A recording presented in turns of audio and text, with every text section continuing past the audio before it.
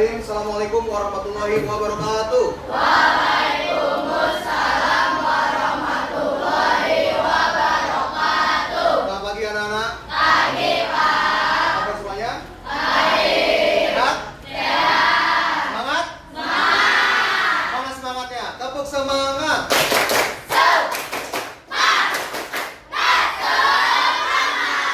Biasa. Terima kasih anak-anak hebat 6B. Hari ini kita akan belajar tentang kecerdasan artifisial, tentang berpikir komputasional. Namun sebelum kita mulai belajar, mari kita bersama-sama berdoa yang akan dipimpin oleh ketua kelas kita. Kepada Mas Azril, saya persilakan. Teman-teman, sebelum belajar mereka kita juga mari mulai.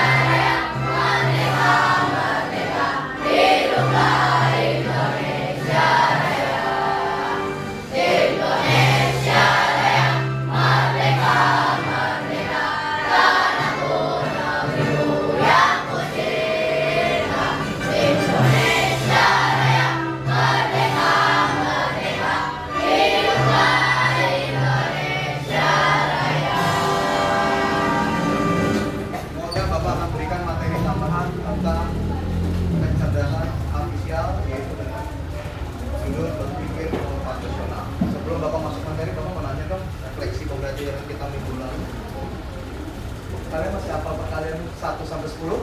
Baik. Bapak ada soal cerita. Ya. Di suatu toko, seorang ibu menjual 5 toples permen, di mana masing-masing toples itu tersisa 6 buah permen. Berapa total permen yang dijual oleh ibu tersebut? Ya, Iksan, berapa nak? 30 permen. Betul?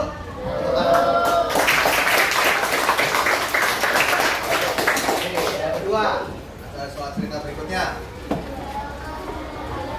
Pak Andi adalah petani buah mangga, di mana minggu lalu dia berhasil memanen mangganya cukup banyak.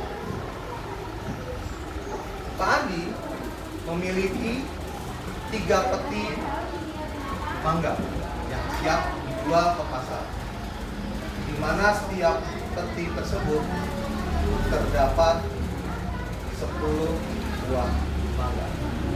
Kira-kira ada berapa buah mangga yang akan dijual oleh Pak Andi?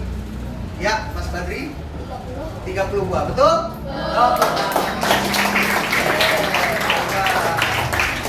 Oke, sekali lagi ya. Ini seru, pembelajaran ini menarik ya, karena kita juga bisa memahami tentang konsep perkalian dasar. Berikutnya, di toko buku menjual berbagai macam alat tulis seperti pensil, di mana satu box pensil terdapat 12 buah. Saat kita berkunjung ke toko, terdapat 4 buah pensil yang belum laku terjual. Kira-kira ada berapa buah pensil yang terdapat di toko tersebut? Ya, Akifah. 48, betul? Betul. Yo, kamu hebat.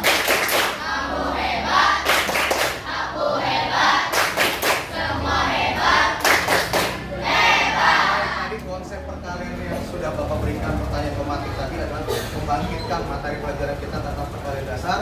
Dan saat ini Bapak akan memberikan materi pembelajaran matematika yang menarik yang berbasis dengan komputasional. Apa sih itu Pak? Tentang berpikir komputasional. Kamu pernah dengar nggak kata komputasional itu? Udah pernah belum? Belum. Kamu udah tahu kata komputer belum? Tahu alat komputer nggak? Pernah mencoba mengoperasikan komputer di rumah atau di sekolah? Pernah. Berarti komputer dengan handphone yang kita miliki itu perintah yang dikerjakan sama nggak? Ada yang berbeda, ada yang? Namun pada dasarnya kecerdasan komputer itu juga harus digerakkan perintah oleh manusia. Komputer itu akan bekerja kalau bisa digunakan oleh manusia. Coba kalau komputer itu atau handphone itu didiamkan saja, maka tidak ada fungsi sama sekali. Betul nggak? Punya kalkulator? Apa sih fungsi kalkulator? Alat penghitung. Banyak sekali di pasar, di toko, di tempat usaha perdagangan. Banyak alat bantu kalkulator tersebut untuk membantu para pengusaha untuk menghitung lebih cepat. Nah, Bapak hari ini akan memberikan pelajaran coding tentang berpikir komputasional untuk memecahkan suatu permasalahan, di mana nanti ada soal-soal cerita berbasis algoritma atau berpikir penalaran kritis. Nanti akan semuanya kita bahas bersama-sama berprogram. Apa kalian sudah siap belajar hari ini anak-anak? Baik. Di zaman canggih teknologi ini banyak sekali kita mencari sumber informasi yang kenal seperti Google. Tahu Google? Untuk saat ini kamu mungkin punya aplikasi yang hebat dari Google. Apa nak? ChatGPT. Apa lagi? Apa lagi? Apa? Apa? AI. Wah hebat. Udah pernah mencobanya? Sudah menginstal di smartphone kalian? Baik, anak-anak hebat. Berikut Bapak tampilkan beberapa contoh hasil kreasi konten kreator menggunakan aplikasi AI yang terbaru. Ya, mohon disikapi video yang Bapak tampilkan ini, ya, di mana kegiatan teknologi zaman sekarang ini kita harus memiliki etika yang baik. Jadi penggunaan teknologi modern saat ini kalian harus menggunakan sesuai dengan kebutuhan. Jangan dipergunakan yang tidak sesuai. Seperti hal-hal yang tidak pantas lah untuk di-share ke publik. Ya, jadi kita manfaatkan kemajuan teknologi ini untuk kegiatan belajar mengajar. Baik, kita saksikan video AI saat ini. Disimak ya. Di kawasan Keraton Pasuruan, warga menggunakan helikopter untuk transportasi ke pasar atau sekolah dengan tarif hanya Rp2.000. Saya tidak sabar untuk segera melompat. Ternyata aplikasi AI di dalam dunia pendidikan maupun di dalam teknologi berita yang terkini itu banyak sekali di media sosial kalian sudah banyak yang muncul. Seperti tadi ada KPKT yang terdiri dari helikopter, benar nggak? Kalau dipikir itu nggak masuk akal kan, namanya naik helikopter itu harus pakai parasit ya. Itulah teknologinya. Makanya kalian kita berikan materi tentang kecerdasan artifisial ini, melihat seberapa canggihnya teknologi di kehidupan kita. Mana yang benar-benar hasil teknologi AI, mana yang benar-benar adalah fakta yang sebenarnya. Namanya orang seperti ini ya, pakai parasut. Benar nggak sih? Tadi juga di pasar ngapain naik helikopter, ya kan?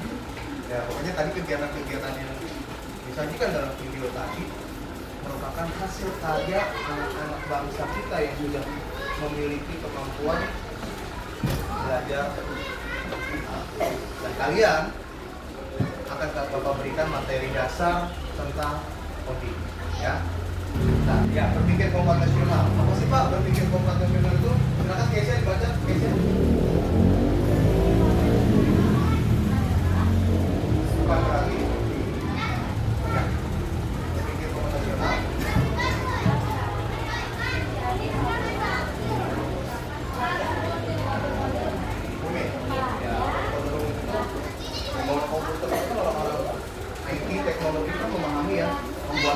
Mobile Legend, bisa bergerak, bisa nembak, bisa membeli senjata yang baik, punya crypto coin. Senjata itu kita beli pakai apa? Bintang atau apa ya, kita tambah lagi jadi makin bagus. Itu menggunakan prompt dari orang yang memiliki programmer. Namun sebagai kita sebagai murid sekolah dasar hanya baru mengenalkan dasar-dasar komputasional. Ya. Yang kedua, berpikir komputasional adalah suatu metode atau cara berpikir yang memecahkan masalah rumit secara metodis, efisien, dan logis. Mirip dengan cara software untuk membuat program. Ini adalah keterampilan dasar yang berguna untuk semua orang, bukan hanya untuk programmer. Itu tentang komputasional. Ada 4 pilar utama berpikir komputasional. Yang pertama, Pak, baca sama-sama. Dekomposisi. Yang kedua, pengenalan pola. Yang ketiga, abstraksi. Yang keempat, algoritma. Nanti abstraksi dengan algoritma ini akan kita berikan materi perkalian dasar untuk memainkan pemecahan masalah secara berkelompok. Dekomposisi merupakan proses membagi masalah yang rumit dan besar menjadi komponen-komponen yang lebih kecil dan lebih mudah dikelola. Ya, tujuannya agar masalah tidak terlihat menakutkan dan bisa diselesaikan satu persatu. Contohnya, seperti resep membuat nasi goreng.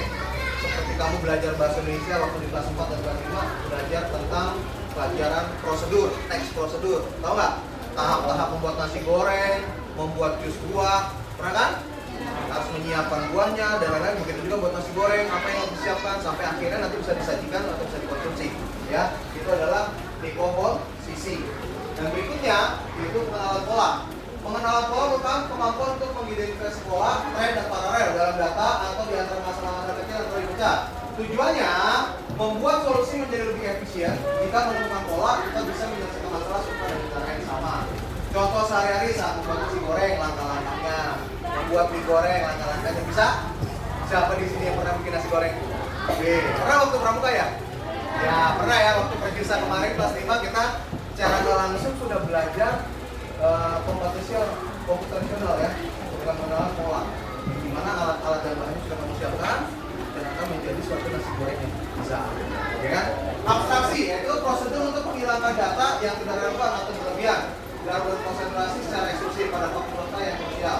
Tujuannya agar kita tidak bingung dengan informasi yang terlalu banyak dan bisa fokus pada inti masalah. Contoh sehari-hari saat mengendarai sepeda, kita fokus pada cara mengayuh, menjaga keseimbangan dan mengerem.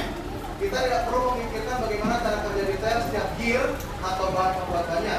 Detail itu diabstraksikan. Algoritma. Algoritma adalah serangkaian langkah-langkah atau aturan yang jelas dan berurutan untuk menyelesaikan suatu masalah. Algoritma adalah hasil akhir dari 3 pilar sebelumnya. Ciri-cirinya yang pertama adalah 1. Urutannya jelas. Yang kedua, tidak ambigu. Yang ketiga, pasti berhenti setelah selesai masalah. Contoh sehari-hari bisa masakan atau ini perakitan mainan. Pernah kan merakit mainan kayak mainan plastik tuh yang bikin-bikin pesawat atau mainan Tamiya ya. Lalu juga ada tutorial melakukan sesuatu ya, misalkan merakit lemari plastik, lemari rak sepatu yang dari plastik, ya kan? Itu kan ada tuh buku panduannya tuh. Nah, secara langsung kamu belajar tentang algoritma karena sudah ada aturan. Mahasiswa misalkan masalah besarnya mengerjakan presentasi IPA tentang sistem pencernaan manusia. Gimana nih komposisinya adalah mencari materi, kamu mencari gambar nih, mencari gambar di Google atau di majalah atau di koran tentang mulut, lambung dan usus. Kalau sudah ketemu, siapkan slide. Slide itu kayak paparan ini. Ya, yang ketiga mendesain tampilan slide atau berupa portofolio karton ditempelin. Yang keempat berlatih presentasi yang seperti biasa kita kelompok. Yang kelima baru membagi tugas dan anggota berpresentasi. Itu namanya dekomposisi. Fokus pada fungsi utama setiap organ, tidak perlu menghafal semua nama enzim yang prioritas untuk siswa SD. Algoritmanya yang hari pertama membuat materi, hari kedua setiap anak membuat bagian slide-nya, hari keempat menggabungkan desain slide-nya, yang hari kelima baru latihan presentasi. Ini adalah alur pembelajaran komputasional tentang abstraksi dan algoritma. Manfaat berpikir komputasional. Baca yang keras pula yang pertama.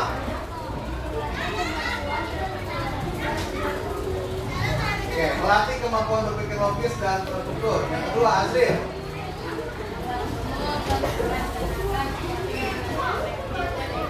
Yang ketiga, silakan. Azahwa.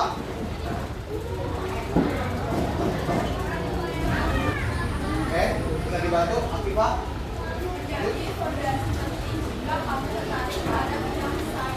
Kain.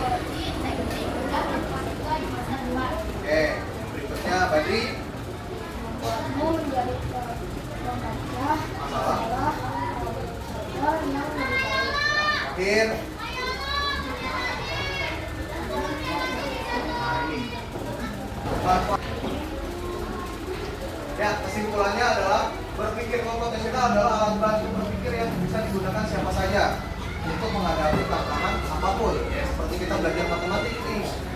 Ada yang sudah hafal perkalian, ada juga yang belum hafal. Dengan cara seperti ini kita diskusi bersama-sama, maka teman kita yang tadi tidak hafal perkalian akan mudah memahami perkalian dengan cepat. Ya. Ingat 4 pilarnya. Yang pertama tentang kecerdasan komputasional. Yang pertama dekomposisi. Yang kedua, yang ketiga, yang keempat, ya. Jadi masuk ke materi coding, Bapak punya permasalahan, ya, punya permasalahan di mana papan tulis kita yang di belakang ini terkunci. Terkunci kenapa, Pak? Ternyata papan tulis kita memiliki kode rahasia yang harus kita pecahkan bersama-sama. Bagaimana Pak cara membuka papan tulis kita? Di sini Bapak diberikan oleh si komputer misteri ini harus menyelesaikan perkalian dasar untuk membuka papan tulis kita. Kira-kira bisa bantu Bapak, Nak? Ya, kita sama-sama pecahkan bagaimana papan tulis kelas kita bisa terbuka sesuai langkah-langkah ini. Papan tulis jahat telah menguasai papan tulis interaktif. Guru, bantu Bapak Guru dalam memecahkan kode di bawah ini untuk membuka papan tulis. Wah, pantesan Bapak buka tadi ternyata nggak kunci. Jadi harus ada kode yang kita pecahkan bersama-sama. Nah, di sini kita benar-benar nggak bisa mengakses papan tulis dan tidak akan pernah menemukan kodenya. Ternyata Bapak diberikan oleh si komputer papan tulis. Coba berikan ke anak-anak, bisa nggak membuka papan tulis itu dengan kode-kode yang diberikan oleh dia? Bisa? Siap? Oke, kalau dibantu, Bapak sudah siapkan lembar kerja untuk membuka papan tulis rahasia. Satu kelompok satu. Kelompok satu. Kelompok satu. Pegang dulu, dihitung sama-sama. Nah ini digunting, abjadnya digunting, sampai gunting, abjadnya digunting ya Nak, abjadnya digunting,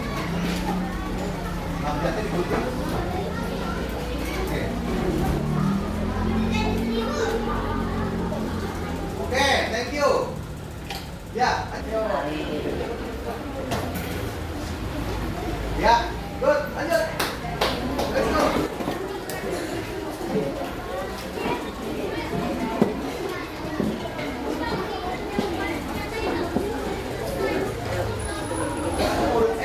Wah, ya silakan yuk.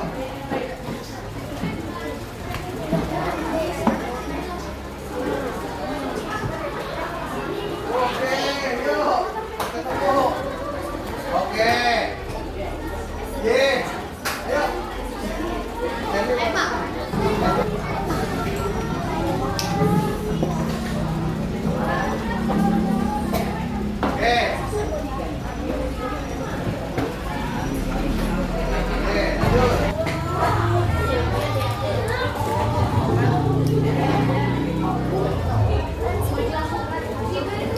Apa itu?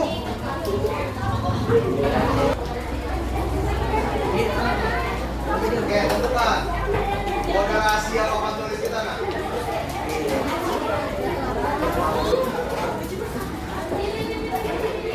Ya, good.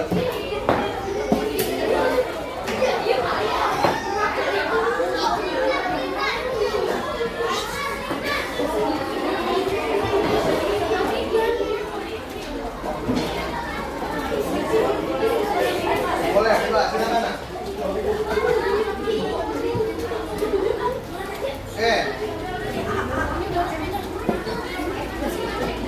Wah, bentar lagi nih.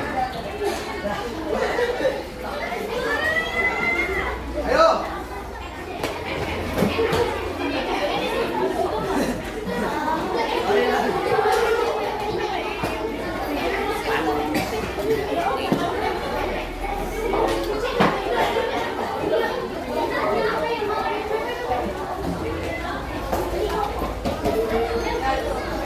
Ya, satu lagi.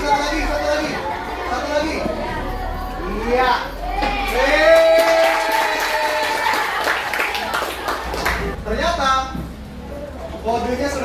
bersama-sama. Kodenya adalah the password is champion.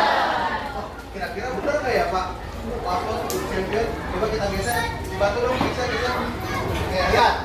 Sama-sama. Geser bantu Bapak. Buka, kira-kira buka nggak ya? Itu sama-sama ya. 1, 2, 3.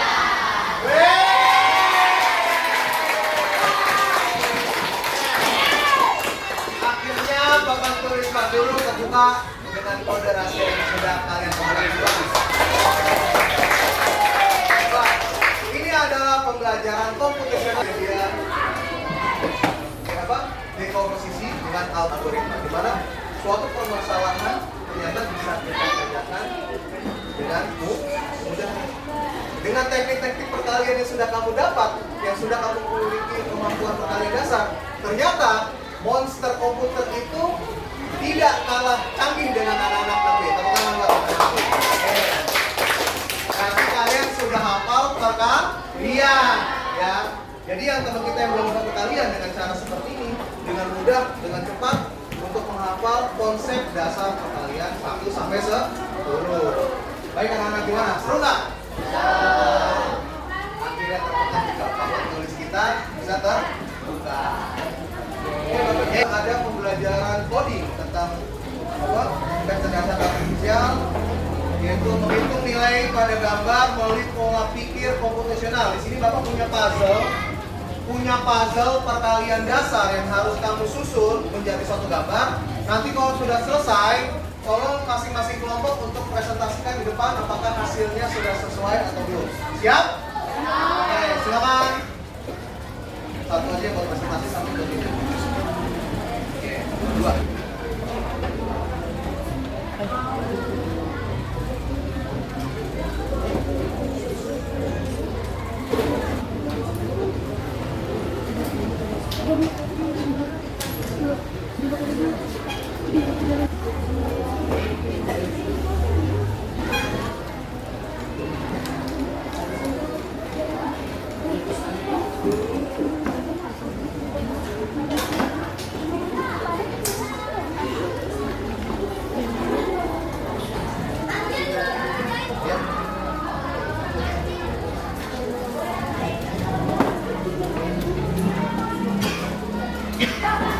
Sudah? Ya, depan.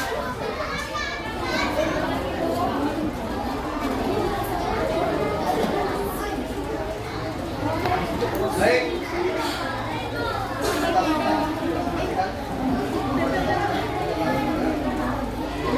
Kita kelompoknya. Baik, kita simak sama-sama anak-anak. Assalamualaikum warahmatullahi wabarakatuh. Teman-teman semua, selamat pagi. Perkenalkan kami dari kelompok 2. Kami akan menjelaskan materi perkalian dan topik pelajaran. Hasil dari 3 kali 3 adalah 9. Hasil 4 kali 5 adalah 20. Hasil 5 kali 6 30. Hasil dari 6 kali 2 15.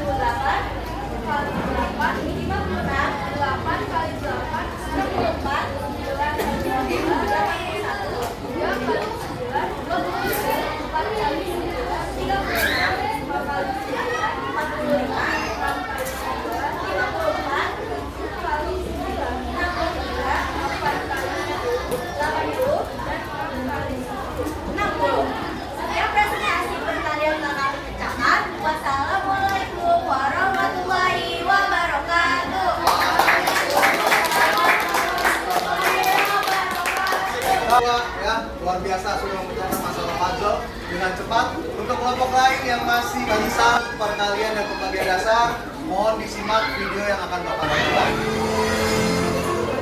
Halo teman kece, apa kabarnya hari ini? Semoga selalu sehat dan semangat ya. Di video kali ini kita akan belajar tentang perkalian dan pembagian. Perkalian adalah penjumlahan secara berulang dan bilangan yang sama. Perkalian ditandai dengan silang seperti ini. Sedangkan pembagian adalah pengulangan berulang dari bilangan yang sama. Pembagian ditandai dengan titik dua seperti ini. Pak Kiki akan mengembala domba-dombanya. Semua domba miliknya keluar dari 3 kandang. Tiap kandang masing-masing berisi 4 domba. Berapa total domba milik Pak Kiki? Pak Kiki memiliki 3 kandang. Nah, tiap kandang berisi 4 domba. Berarti total domba yaitu 4 ditambah 4 ditambah 4 sama dengan 12 domba. Perhatikan, ada 3 kali penjumlahan dari bilangan 4. Nah, dalam bentuk perkalian dapat kita tulis dengan 3 dikali 4 sama dengan 12. Jadi, total domba milik Pak Kiki ada 12 ekor. Suatu hari, Pak Kiki membagi kandangnya menjadi 2 kandang yang lebih besar. Berapa jumlah domba di tiap kandang sekarang? Oke, Pak Kiki memiliki 12 domba. Kandangnya ada 2. Sekarang kita masukkan satu persatu domba di tiap kandang. 12 dikurangi 2, kurangi 2, dikurangi 2, dikurangi 2, dikurangi 2, dikurangi 2, sama dengan 0. Perhatikan, ada 6 kali pengurangan dari bilangan 2. Dalam bentuk pembagian dapat ditulis dengan 12 dibagi 2 sama dengan 6. Jadi, jumlah domba di tiap kandang sekarang ada 6 ekor. Bagaimana cara menghitung perkalian dan pembagian dengan bilangan yang besar? Contohnya, di suatu ladang terdapat banyak burung sedang mencari makan. Ladang tersebut terdiri dari 4 ladang. Tiap petak dihiasi 27 burung.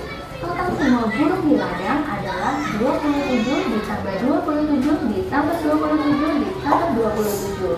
Dalam bentuk perkalian menjadi 4 dikali 27. Supaya lebih cepat dan mudah, kita gunakan cara bersusun. Sesuai dengan sifat pertukaran perkalian, 4 dikali 27 hasilnya akan sama dengan 27 dikali 4. Pertama, tulis angka secara bersusun.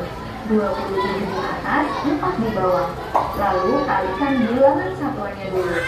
7 dikali 4 sama dengan 28. Tulis angka 8 dan simpan angka 2. Selanjutnya, kalikan bilangan puluhan.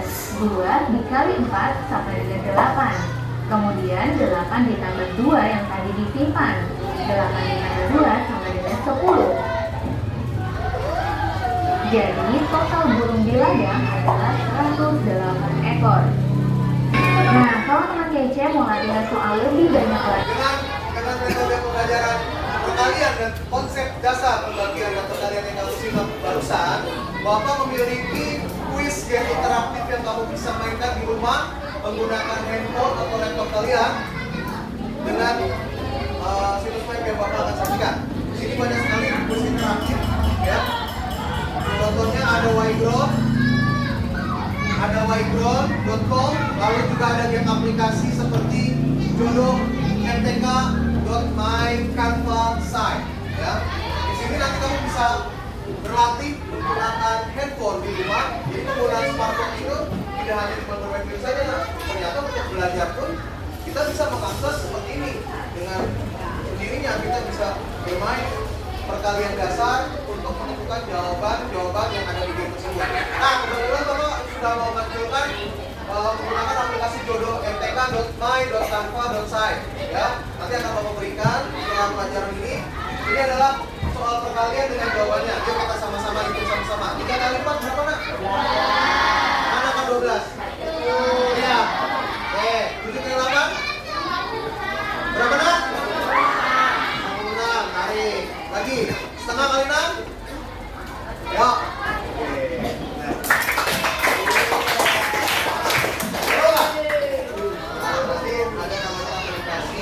Jodoh MTK, ya, Jodoh MTK kali 7 11 kali 2 22 5 kali 5 12. 48. 13 kali 6. 10.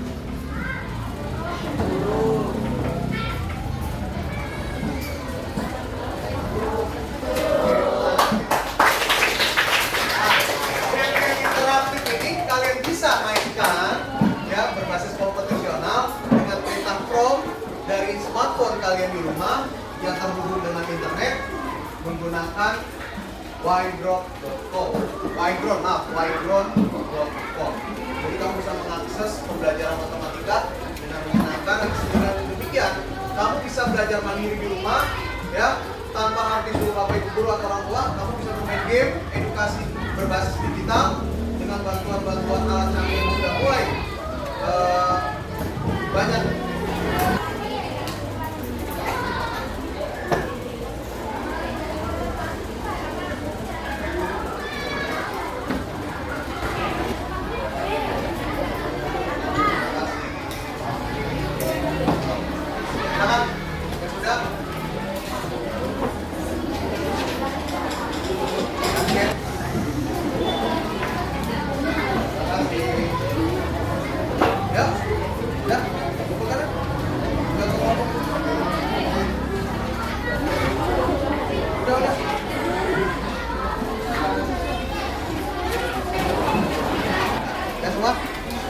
Baik, terima kasih anak hebat. Tepuk tangan dong buat kita semua. Baik, sebelum mengakhiri kegiatan, Bapak memberikan kesimpulan kegiatan tentang materi berpikir kompetisional bahwa permasalahan-permasalahan sehari-hari kita seperti pembelajaran perkalian dasar ternyata kalau dikerjakan dengan cara seperti tadi lebih mudah nggak dipahami kan? Lebih mudah kan? Makanya Bapak pesan ke kalian, gunakan media-media pembelajaran berbasis IT ya, yang Bapak berikan tadi sebelum kita memberikan evaluasi. Nanti sampai rumah dicoba ya. Ya, yang mau hafal kalian, yang sudah hafal kalian silakan.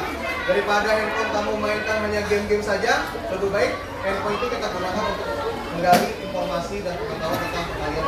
Oke, itu aja pesan dari Bapak. Tetap semangat belajar di rumah. Sebelum Bapak akhiri, Bapak mau cari refleksi kegiatan pembelajaran tentang berpikir kompetisional. Kira-kira menurut kalian apa manfaat tentang pembelajaran hari ini? Ya, silakan diri. Baik, terima kasih Keisha. Berikutnya, ada lagi memberikan materi? Ya, silakan.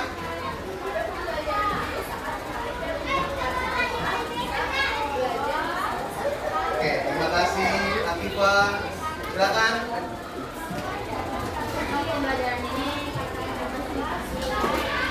Edukasi yang menyenangkan. Jadi, ada lagi? Banyak, silakan. Sangat seru dan menyenangkan. Oke. Silakan, Diana.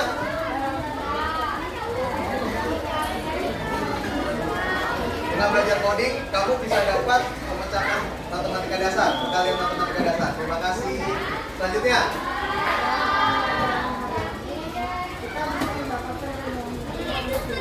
Oke, terima kasih. Pendapatan ilmu yang terbaru ya, berbasis teknologi. Oke, tepuk hebat.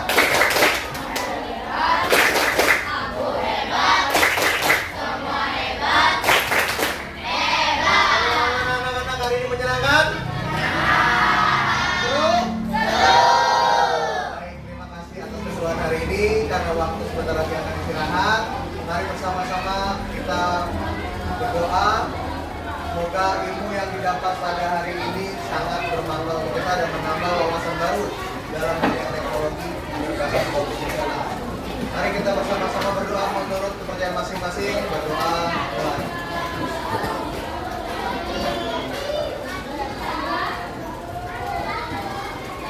Wah, selesai. Terima kasih anak hebat Mas Nabi. Tetap semangat dan tetap belajar di rumah. Sampai ketemu kegiatan pembelajaran matematika minggu depan. Terima kasih. Bapak Kiri, wabillahi taufiq wal hidayah. Wassalamualaikum warahmatullahi wabarakatuh.